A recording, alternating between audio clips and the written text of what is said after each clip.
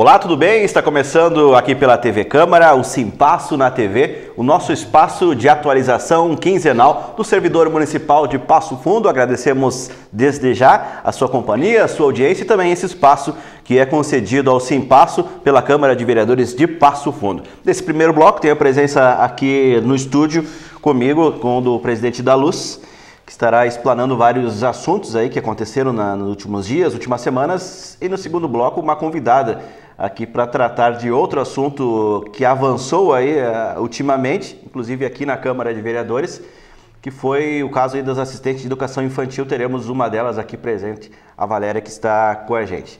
Da Luz, boa noite, mais uma vez, bem-vindo aqui ao programa.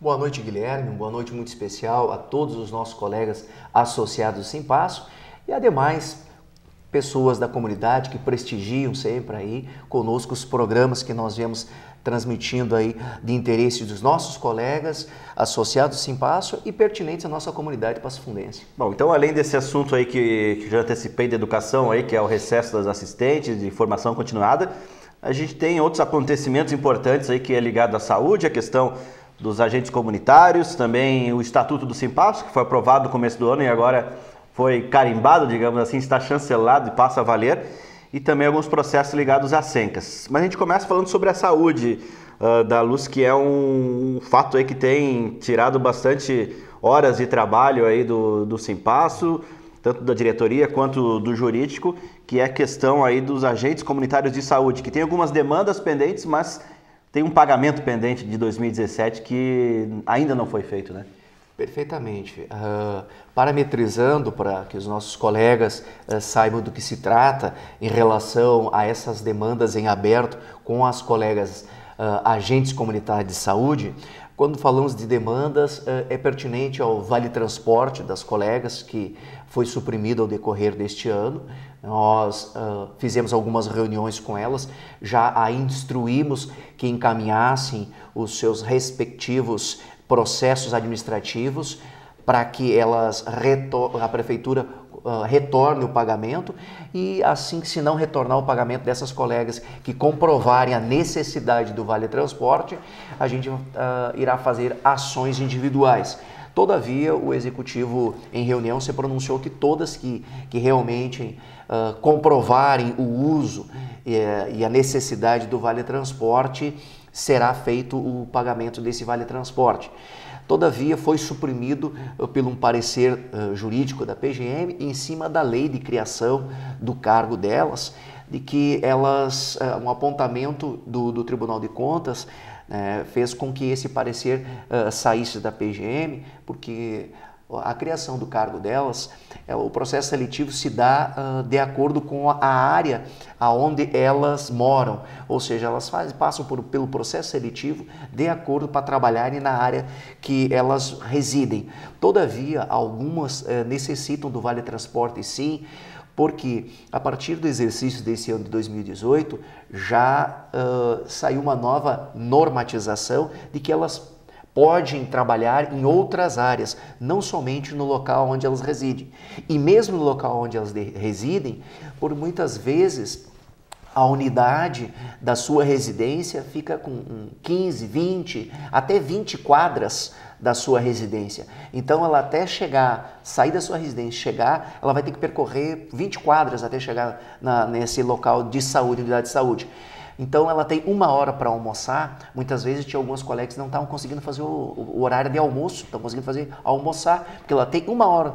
Então ela chega ao meio-dia, bate o ponto para ir na sua casa almoçar e ter que voltar a pé por não ter Vale Transporte, então ela não conseguia nem ir para casa para conseguir almoçar. Então, tendo em vista a esse direito aí que teve a supressão do Vale Transporte, nós tivemos essas reuniões com elas, instruímos e já ingressaram com esses processos administrativos e já para serem retomado o pagamento o mais breve possível do Vale Transporte. Todavia, tu falaste em incentivo. Esse incentivo de 2017, que é pago em 2018 agora, nós iniciamos com o governo municipal, já oficiamos que deveria ter sido pago já desde o início do ano. Todavia não foi pago. Por quê? Porque esse incentivo, e diga-se passagem, é uma verba que é do Fundo Nacional de Saúde, ela não é uma verba que é do município, que o município tem que tirar dos cofres. Não, ele vem do Fundo Nacional de Saúde, que é despreendido para os estados, municípios, Distrito Federal, para as agentes comunitárias de saúde. Por que, então, que não foi, e aqui na nossa cidade, essas agentes comunitárias de saúde não foram contempladas? Essa categoria que são dezenas de agentes comunitários de saúde. Tudo porque a nossa Secretaria Municipal de Saúde tem alguns documentos e algumas formalidades que devem ser apresentados ao Estado, né, para que esse valor possa ser repassado. Informalmente foi nos passado que de 2012, 2013, uma consulta popular referente a materiais que foram disponibilizados nas unidades de saúde e que essa relação de materiais, esse crivo, né, de materiais que tem que ser apresentado ao Estado ainda está sendo efetuado pela Secretaria Municipal de Saúde. Todavia, se fazem meses.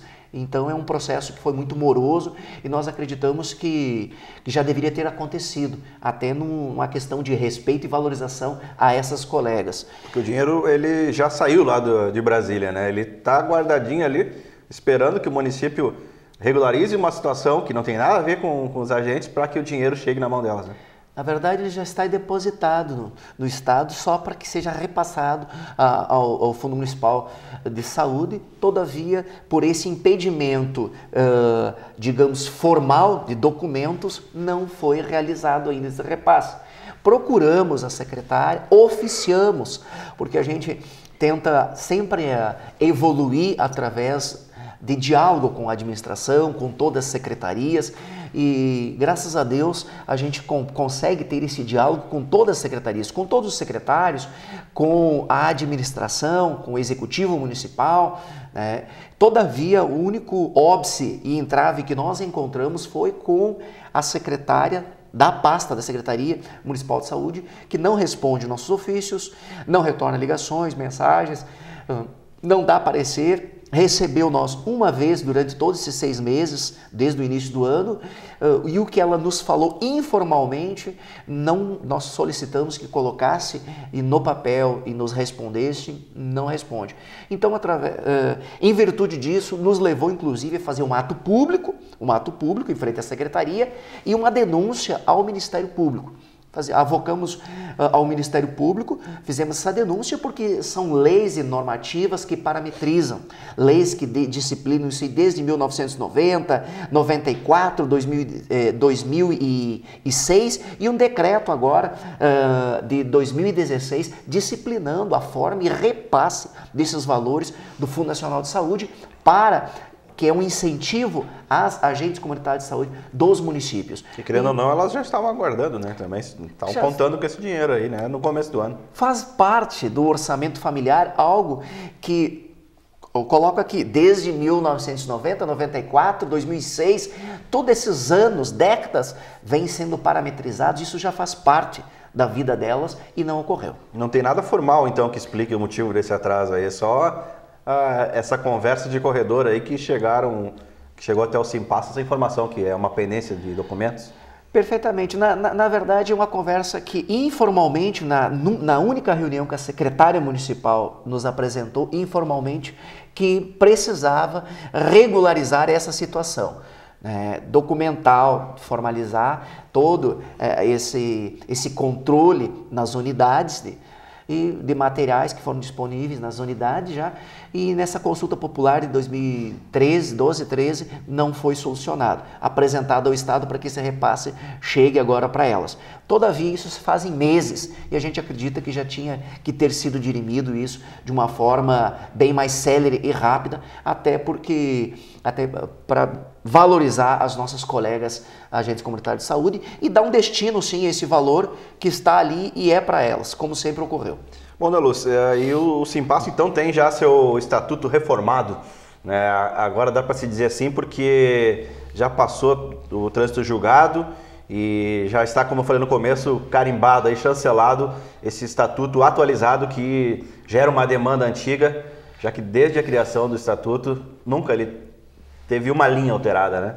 Perfeitamente, e para nós é uma grata satisfação hoje poder, nesses breves minutos aqui, atribuir algumas coisas sobre o estatuto social da entidade, até para que os nossos colegas não criem uma dissonância, uma discrepância. Olha, é o estatuto dos servidores? Não, é o estatuto social do sindicato. Esse estatuto, o sindicato ele foi fundado em 1989. Então, esse estatuto, ele deveria ter sido feito uma adequação nele no Código Civil de 2002. O Código Civil de 2002, ele deu cerca de 7 anos para que todas as entidades pudessem disciplinar essas alterações e adequações aos seus estatutos. Todavia, passou-se todos esses anos, desde 2002 até 2016, e nunca ninguém fez. Por quê? Porque quando tu fala em alteração do estatuto da entidade sindical, geralmente as pessoas queriam alterar tempo, mandato de tempo, para que pudessem ficar mais tempos na gestão. Sempre causava alguns imbróglios, onde as pessoas vinham a criar muitas discussões. Então as pessoas diziam, não, eu não quero fazer, eu não vou fazer. Eram sabedoras que tinham que fazer, mas não faziam. Então, cada gestão que ia concorrer, isso aí desde 2004, eu venho acompanhando todas as gestões do sindicato e as próprias eleições, eram propostas de alterações, mas nunca ninguém alterou.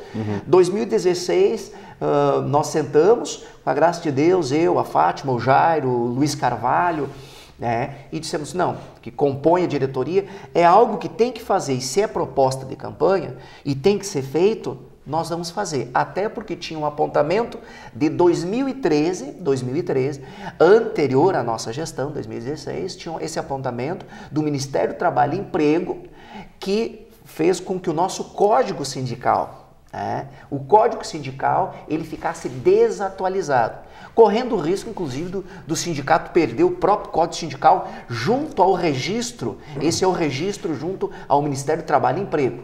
O que te dá representatividade e legitimidade ao Sinpasso a representar todas as categorias do município é o Código Sindical. E o nosso Código Sindical estava desatualizado.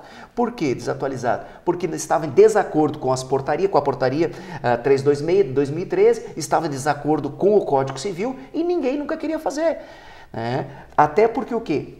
Teve muitas coisas que de fato eram feitas e de direito não se contemplava no estatuto. O sindicato de direito não representava a categoria dos empregados públicos, os seletistas empregados públicos, os estatutários ativos e inativos de direito, nem os inativos não eram representados no nosso próprio estatuto. Tanto que tivemos uma ação que foi proposta em 2015, foi proposta uma ação coletiva para a categoria dos empregados públicos, sendo que de direito ele não estava no nosso estatuto, nós não o representávamos. De fato, eles eram associados, alguns por mais de 20 anos, todavia, de direito, o estatuto não contemplava representatividade. E isso era grave, porque levou o sindicato só em recursos de revista, nesta ação, desprender, no momentos que a gente vive hoje, torno de R$19.200 dos cofres para poder fazer esse recurso. Então, assim, infelizmente, algumas ações que eram tomadas com essas categorias, onde o município simplesmente encostou o estatuto e não represento. Nem o mérito não foi julgado. Porque nós não representávamos de direito. Então agora, com a graça de Deus, é algo que veio disciplinar, veio para ajustar realmente o que de fato já acontecia e não era de direito, não contemplava. Nós de fato tínhamos delegado sindical. Delegado sindical, de fato, sempre existiu para representar em grau superior o nosso sindicato. Não era contemplado no estatuto. Atividades desenvolvidas com o departamento tradicionalista.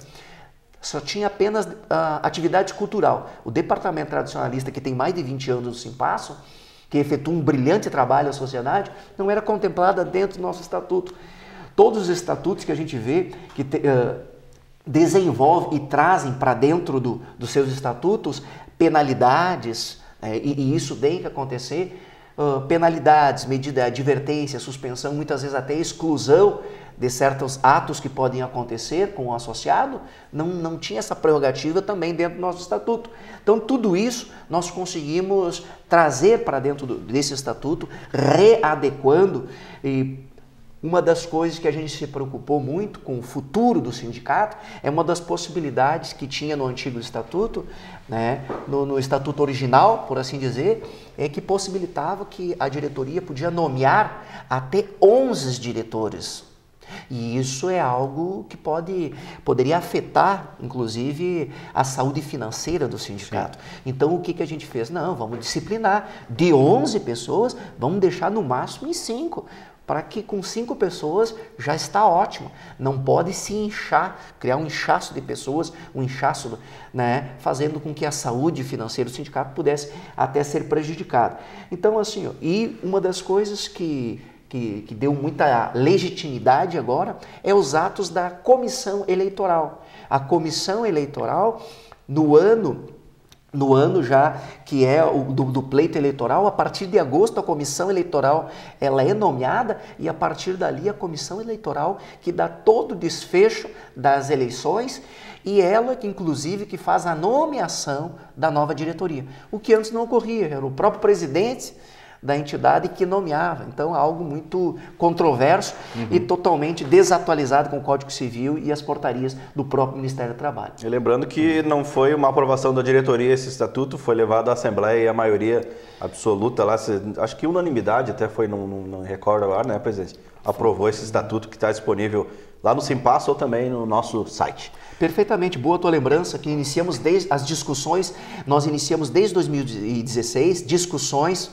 com assembleias, né, e foram promovidas várias assembleias com a participação das pessoas, as pessoas puderam colaborar em toda essa formatação com o nosso corpo jurídico, e o responsável pela atualização e elaboração, juntamente, então, foram várias pessoas envolvidas, o sindicato, o corpo jurídico e os próprios, a própria comissão e os associados em todo esse processo de elaboração e readequação, uma atualização do nosso estatuto social vigente atualmente do Simpasso.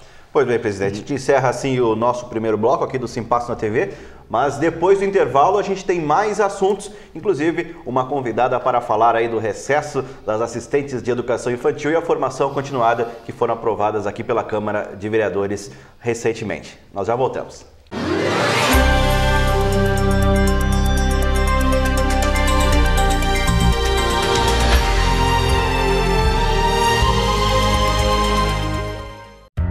A Câmara de Vereadores está com você.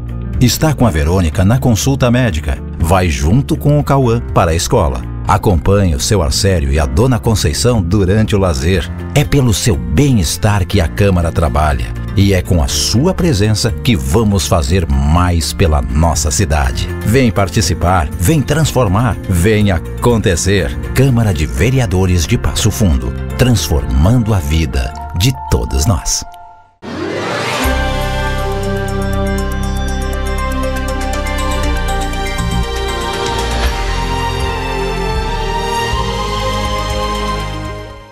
Estamos de volta com o programa, agora com uma convidada especial. Estamos recebendo aqui no nosso estúdio, no nosso programa de hoje, Valéria Barbosa, assistente de educação infantil. Tudo bem, Valéria? Tudo bem. Seja bem-vinda aí ao programa.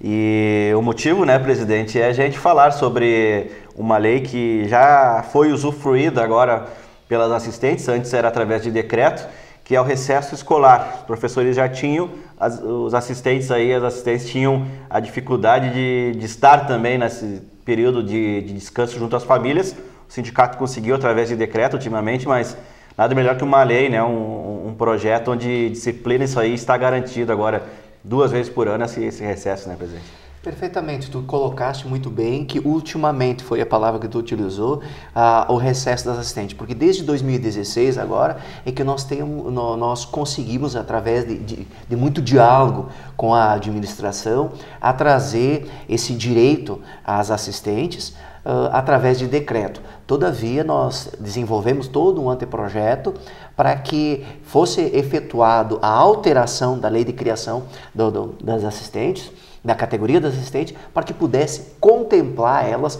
com esse direito, já que elas pertencem às unidades de educação infantil. No Conselho, a resolução número 21 do Conselho Municipal de Educação já contempla elas como fazendo parte de todos os membros que compõem a educação infantil, as unidades de educação infantil. Todavia, os direitos não eram contemplados. E agora, com a graça de Deus, a gente fica muito feliz de ver elas poderem usufruírem desse direito aí, né? E um grande passo já a outros direitos que ainda a gente tem para atingir. São quantos assistentes hoje aqui no município? São dezenas de assistentes, aí, são quase 100 assistentes, são quase o número de 100 colegas assistentes aí, e que estão em toda a rede de educação infantil dentro do município. Bom, Valéria, antes da gente chegar na parte do recesso e da formação continuada, que é o que esse projeto beneficiou a categoria, conta um pouco então da tua trajetória dentro desse cargo, já há quanto tempo e qual que é a função que era proposta no edital aí do concurso e que funções que vocês desenvolvem hoje dentro de uma escola? Certo. O que acontece, o cargo de assistente de educação infantil foi criado em 2009, no primeiro concurso que teve para a função. Eu sou do segundo concurso de 2012, né? E desde então a gente vem atendendo ao que o edital pede.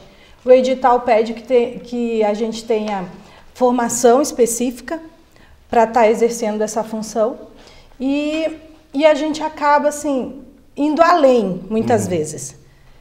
Além da nossa função de assistente, que o edital especifica, e o PPP de cada escola também fala, nós temos a função de auxiliar as professoras no planejamento pedagógico, na execução do planejamento pedagógico. Nós temos a função, e é assim que agimos, porque existe uma demanda de falta de professores na rede. Então, se você for perguntar, não vai encontrar nenhuma assistente que diga que, no mínimo, 30 dias ela ocupou como regente de turma nas escolas de educação infantil do município de Passo Fundo. Então, no mínimo, 30 dias. E outras colegas, 6 meses, 2 anos até. Então, nós... Já chamaram de professora há muito tempo. Há muito tempo. E nos é exigido essa formação já no concurso, para realizar o concurso, né? Então, e são outras atividades, como a questão do cuidado com a higiene pessoal das crianças, o auxílio na hora do jejum, dos lanches, do almoço, é tudo voltado para nós, assistentes, realizar essa atividade juntamente com as crianças, até observar as crianças no sentido de que estão bem de saúde, perceber quando não estão, quando há alguma coisa. A gente tem detectado crianças com problemas de audição, crianças com problemas de TDAH, né? Nós informamos, nós assistentes de educação infantil, informamos a nossa direção, né? Muitas vezes compartilhamos junto com as professoras para que haja um olhar especial dessa criança e a busca de um especialista. Então, também nos é colocado como função, da nossa função, essa prática de estar observando, porque a gente está o tempo todo junto com a criança, né? No dia a dia ali. Na verdade, enquanto as professoras elas têm uma carga horária de 30 horas semanal, nós temos uma carga horária de 44 horas, ou seja, 8 horas e 48 por dia, que muitas vezes vira em 9, vira em mais um pouco, né? Um pai que se atrasa, né? Algum imprevisto, e a gente está lá. A gente está lá quando abre e quando fecha a escola, né? Então, a gente realiza atividades administrativas. Eu, por exemplo, auxilio a minha diretora em toda a parte administrativa da escola, matrícula, né? Toda essa parte de relatórios para a prefeitura, para a SME, e a gente está lá junto, recepcionando os pais na porta, dando todo o atendimento que os pais, a comunidade, vem buscar junto à escola. Nós fazemos também esse trabalho. Então, assim como as professoras têm garantido esse período de descanso, que é importante, é necessário, porque é um trabalho, né, que suga um pouco assim as nossas energias por Bastante, por um período. Lidar com crianças não é assim, não é todo mundo que tem esse dom, né? Então a gente precisa desse tempo. As professoras precisam desse tempo. E por que não as assistentes que estão lá, né, diariamente também realizando até outras atividades extras? Então, e até então a gente ficava nesse dilema, a gente não tinha esse direito. Sempre nessa gestão a gente estava conseguindo através de decreto, né? Mas ficava aquele suspense, será que vamos conseguir, será que não vamos conseguir? Não era nada garantido. A gente nunca sabia se ia ter esse espaço para descansar, para refazer as nossas energias, né? Sim. Então a gente hoje está bem feliz com essa vitória do Simpasso, porque eu posso relembrar aqui que na gestão anterior houve uma tentativa, né, através de uma ação judicial para colocar o nosso cargo dentro. Os professores, eles têm um estatuto próprio que garante vários direitos. E nós, assistentes de educação infantil, desde a criação do cargo, ficou muitas lacunas com relação ao nosso cargo, né? Muitas lacunas, direitos que a gente deveria ter e não foram garantidos.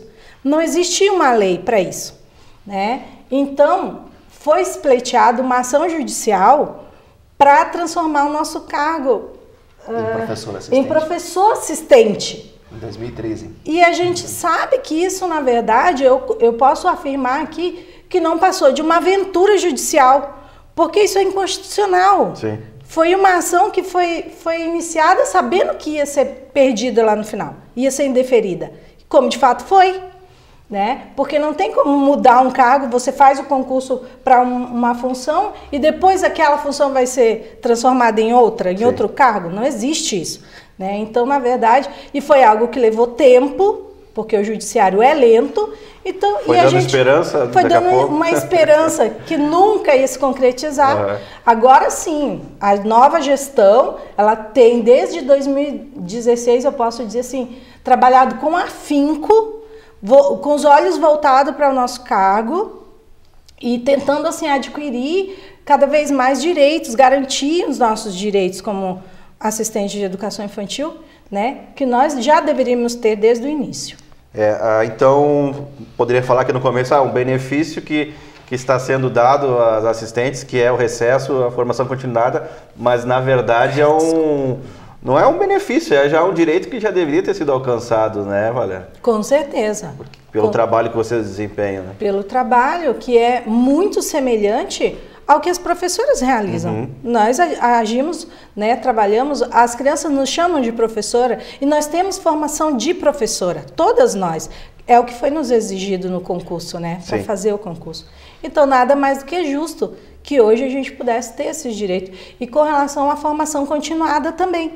Porque o que eu sinto é que todas as vezes que existia as formações continuadas, a gente ficava meio de lado.